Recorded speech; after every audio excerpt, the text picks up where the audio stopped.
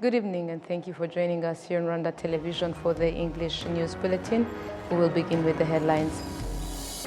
As the year concludes, the President of the Republic of Rwanda, His Excellency Paul Kagame, the Commander-in-Chief of Rwanda's Defense and Security Forces, expressed deep gratitude to the men and women serving in the RDF and other security forces. Some international students in Rwanda expressed their commitment to preserving the security they found in Rwanda, which play a key role in their dedication to pursue their studies in Rwanda. On the international scene, U.S. gun violence prevention measures have been strengthened under the Biden administration, but big policy changes are expected.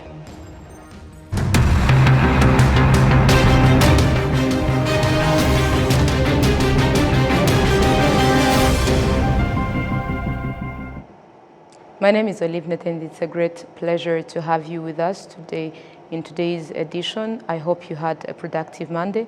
Now let's dive in today's news. As the year concludes, the President of the Republic of Rwanda, His Excellency Paul Kagame, the Commander-in-Chief of Rwanda's Defense and Security Forces, expressed deep gratitude to the men and women serving in the RDF and other security forces. In his end-of-year message, he acknowledged their dedication, discipline, and professionalism in safeguarding Rwanda's security and upholding its values. He commended the forces for their resilience, patriotism, and innovation in addressing modern security challenges, while urging them to remain vigilant and uphold integrity. He honored the sacrifices of fallen officers and reassured their families of the nation's support. He also reflected on this year's milestones, notably Rwanda's 30th liberation anniversary and 20 years of participation in the United Nations peacekeeping operations. These achievements underscore the invaluable contribution of the Rwandan armed forces to fostering peace and development within Rwanda and enhancing global security. He praised the armed forces for their commitment to advancing national interests, ensuring security and improving the population's well-being. Furthermore, he acknowledged their exemplary display of teamwork, discipline, and innovation in addressing evolving security challenges. The President extended warm festive wishes to the forces and their families, emphasizing the nation's deep gratitude for their extraordinary service. To regional security, Amza Hakizimana, claimed to be the father of RDF personnel, according to the DRC government, denies the allegations and any links with the individual in court, given the difference between the alleged son and him is only 10 years. Prince Manzi has more on this. Amza Hakizimana is an entrepreneur in Remera, Kigali City. Since Friday last week, his pictures were distributed on social media by the DRC officials, claiming him to be the father of the Rwandan soldier arrested by this country. They claim him to be my son, and when they want to demonstrate him in the other life, apart from the military, they use my picture, which means that they say who they call Hakizimana Jean de Dieu to be Hakizimana Amza's son, and they use my Facebook pictures. To him, this is a testament to the international community that the information distributed by the DRC on Rwanda are untruthful and tarnishing its image. We don't have to stop from speaking the truth. I saw someone who replied with a picture showing me here in Kigali. I am here, I am not in DRC. I am unaware of who they captured, but I am here and safe. I don't know what is wrong with them. Regional politics analysts find the accusations aimed at wrongly accused RD of support for M23, adding that it is shameful to attribute an unknown trace of a soldier to Rwanda. It was not needed to say that Rwanda has to recall its army, because if they were there, such baseless accusation wouldn't be there. I am not praising our military, but they know very well that they wouldn't be bragging around if they were truly present. An instance is the military claimed to have been captured, and there is a joint mechanism, and they have to have given the captured individual to the joint forces, and they did not do that. This is what the DRC chose. that is posing business accusations.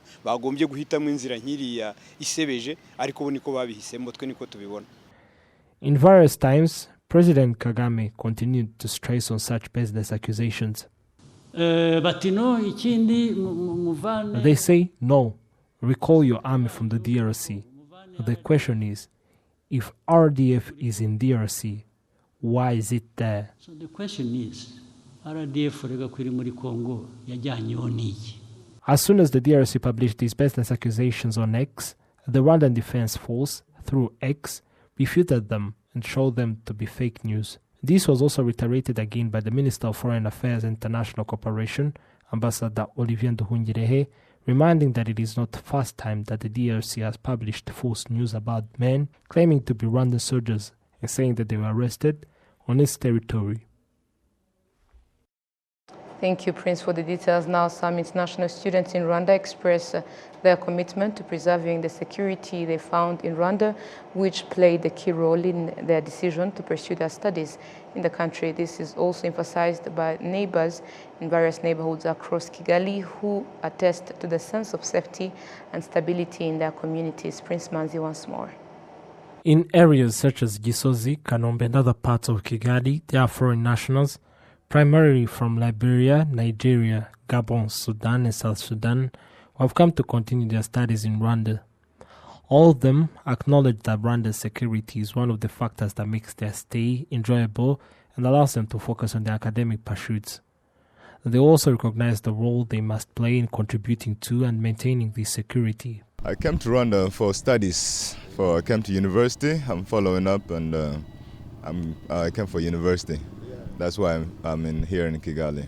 Well, to be frank, I'm glad to be here. It's an opportunity, and it is good to meet different people, like the same way I've seen. Rwanda is very nice.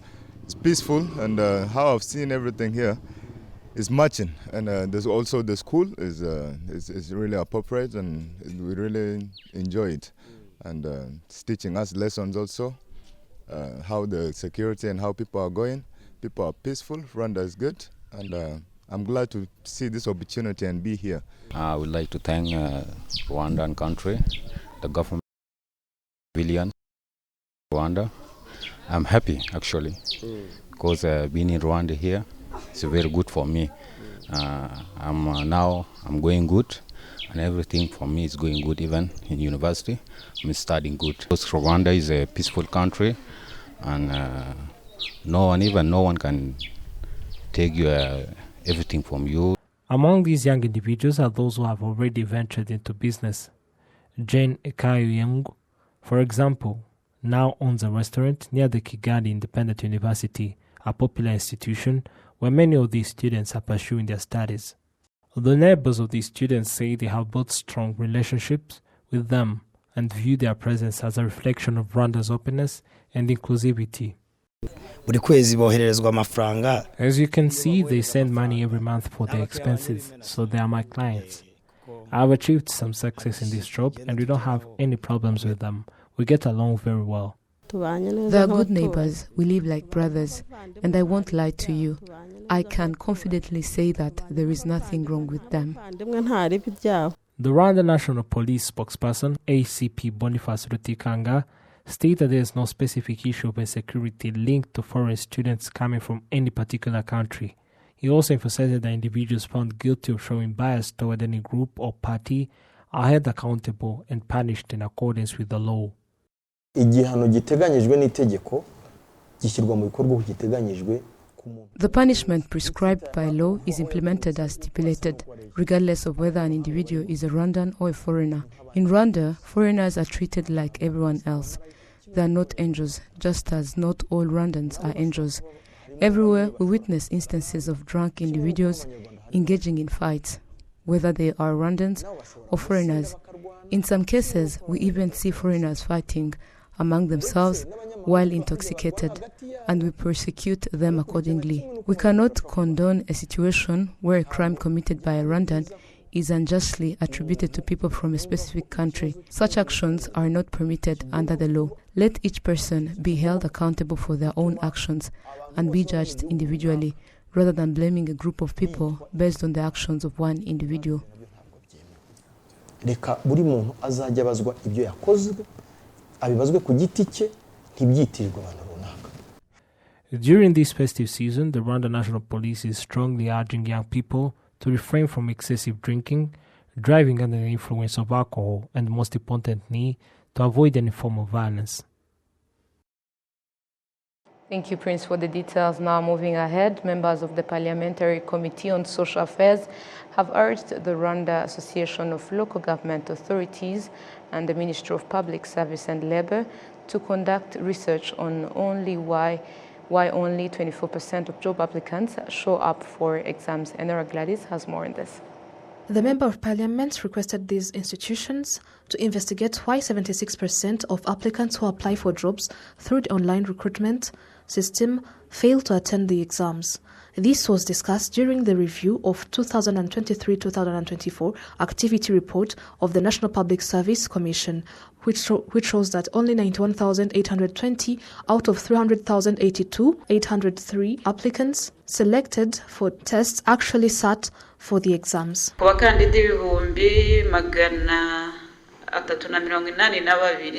the 382,000 candidates who were shortlisted, only those who took the exams are counted. It would have been helpful if they presented data showing among these people we have identified that those who did not take the exams, or if we have conducted an investigation or analysis, we would know the reasons they did not participate.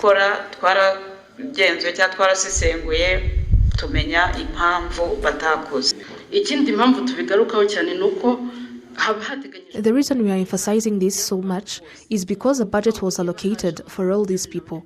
If only 24% of them showed up, while the budget was planned for 382,000 individuals, it means that 76% did not take the exams. This budget was intended for them, and there should have been a way to utilize and monitor the use of this budget for those candidates. The Permanent Secretary in the Ministry of Public Service and Labour, Gaspard Musonera, explained some of the reasons why not all applicants attend the tests. We find that most of them are already employed and looking to move from one institution to another.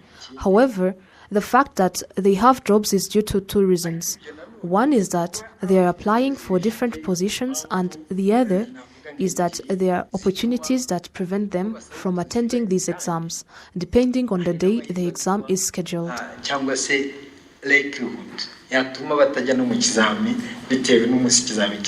The Secretary General of Rwanda Association of Local Government Authorities, Dominique Habimana, views the technology used in recruitment as a solution to some of the challenges being faced.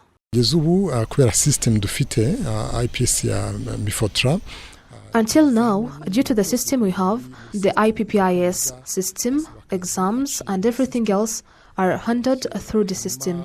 A job applicant applies through the system, and shortlisting is also done through the system, with candidates being notified via the same platform. This has greatly simplified the process because once an applicant returns, they can immediately see their scores, and relevant agencies such as those requiring reports can access this information directly from the system.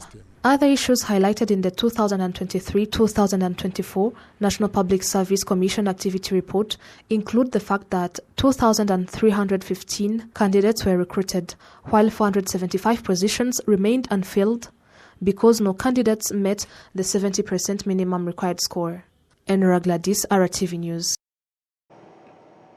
Thank you, Enora, for the details. Now, setting goals has proven to be a transformative practice for Jean-Claude Senyumva, a professional in the transport sector. According to him, setting clear objectives each year has played a key role in his success. We have more on this.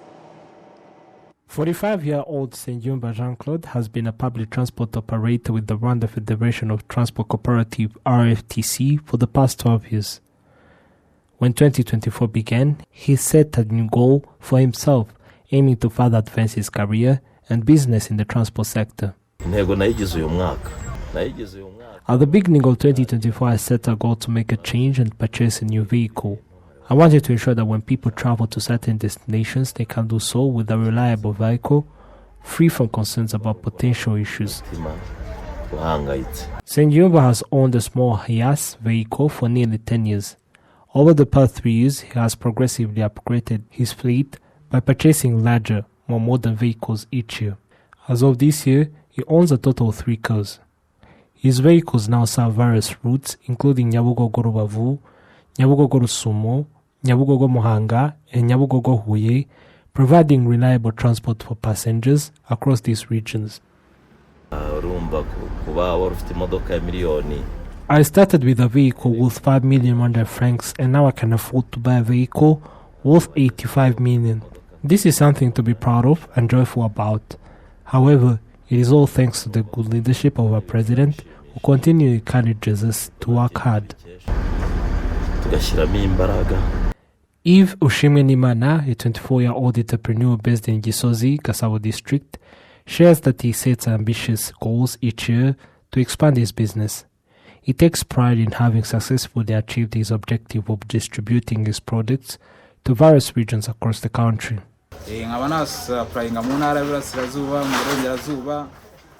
I can now supply products to the eastern, western, southern and northern provinces. I have become a major supplier. In 2024, I set clear goals, worked hard and collaborated with brokers to secure clients. As a result, I have gained significant clients while retailers, and it has been a highly productive year.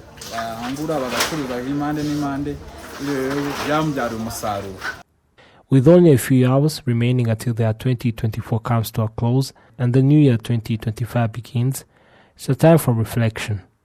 People are encouraged to evaluate their goals they hope to accomplish in the upcoming year, while also considering the challenges that hindered their progress in the past year.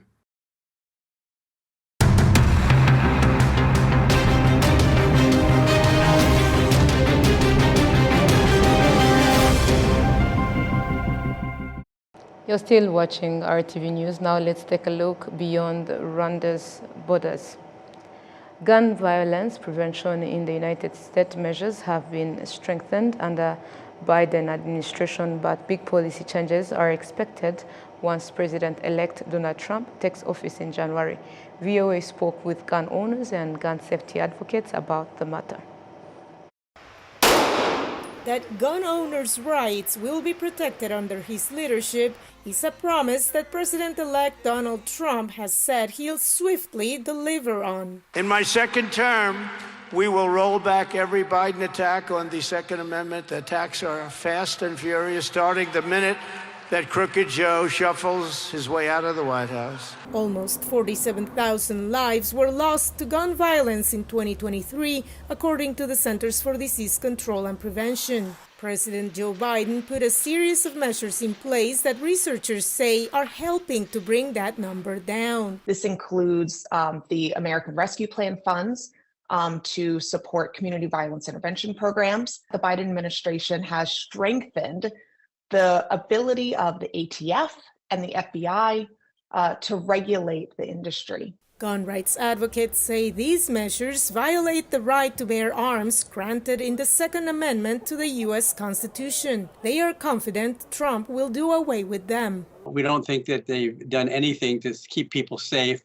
All they've done is infringe on Second Amendment rights. Supporters are also eager for Trump to fulfill his pledge to sign a concealed carry reciprocity law. It would facilitate permit holders traveling to all 50 states with their weapons. In each state that you pass through, you have to look up their specific gun laws, and in some cases you wouldn't be legal to carry in those particular states.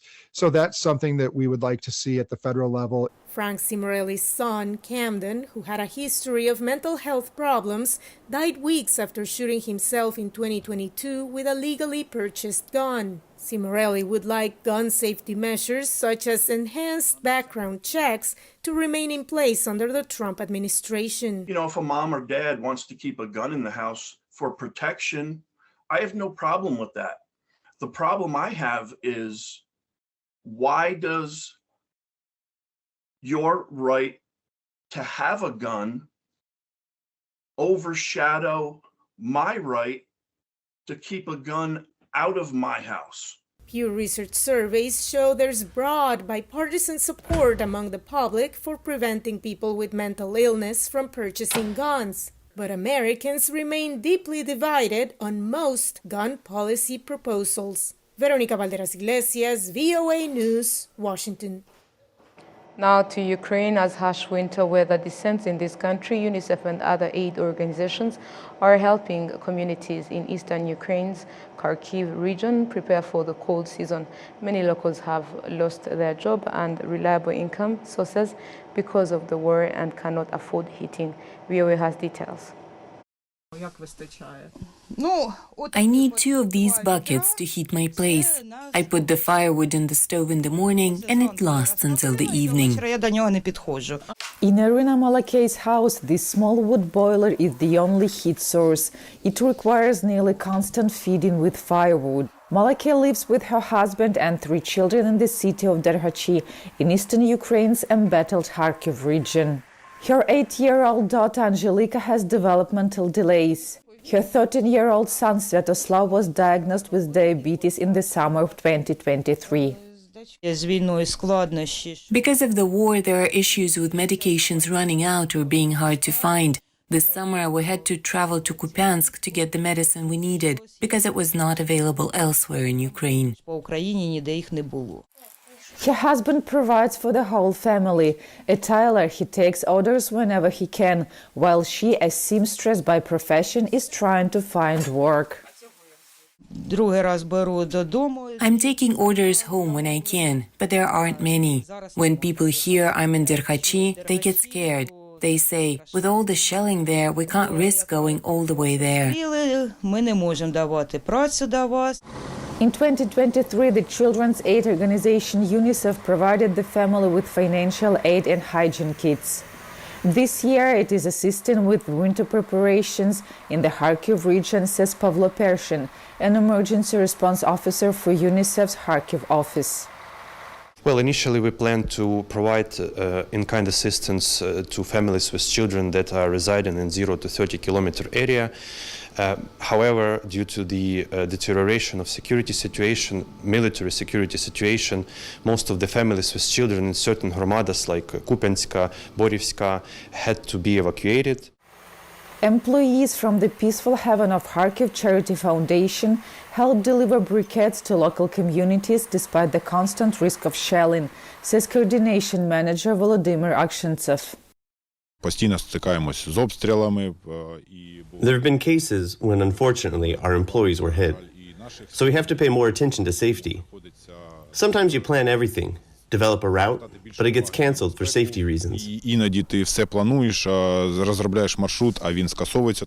Akshentsov says that recently 8 workers in the Kharkiv region were struck and killed by a Russian drone. They were attacked by a drone. They had a white van marked with signs indicating that it was humanitarian aid. It was impossible to confuse it with a military vehicle. Despite the daily risks, Peaceful Heaven continues to deliver briquettes. UNICEF's winter aid targets 16,000 families in the Kharkiv region, with 9,000 receiving financial aid and some 3,000 having already received heating briquettes that will help keep them warm this winter. Anna Kostyuchenko, VOA News, Kharkiv region, Ukraine. Now this brings us to the close of today's edition. Before we go, a quick reminder about top stories. As the year concludes, the President of the Republic of Rwanda, His Excellency Paul Kagame, the Commander-in-Chief of Rwanda's Defense Force and Security Forces, expressed deep gratitude to the men and women serving in the RDF and other security forces. Some international students in Rwanda expressed their commitment to preserving the security they found in the country, which played a key role in their decision to pursue their studies here in Rwanda. On the international scene, U.S. gun violence prevention measures have been strengthened under the Biden administration, but big policy changes are expected.